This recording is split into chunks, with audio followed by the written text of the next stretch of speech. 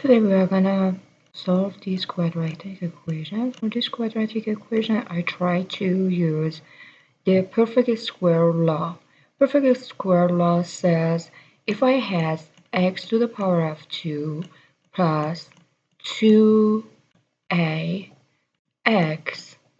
plus a squared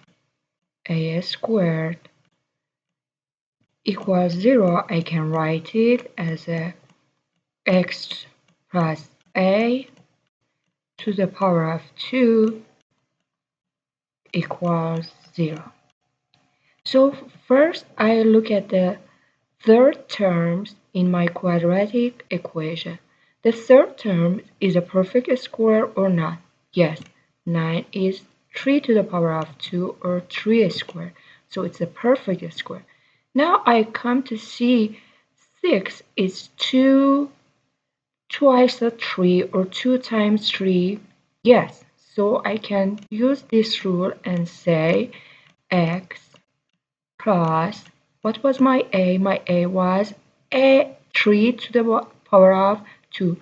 So my a is 3 to the power of 2 equals 0.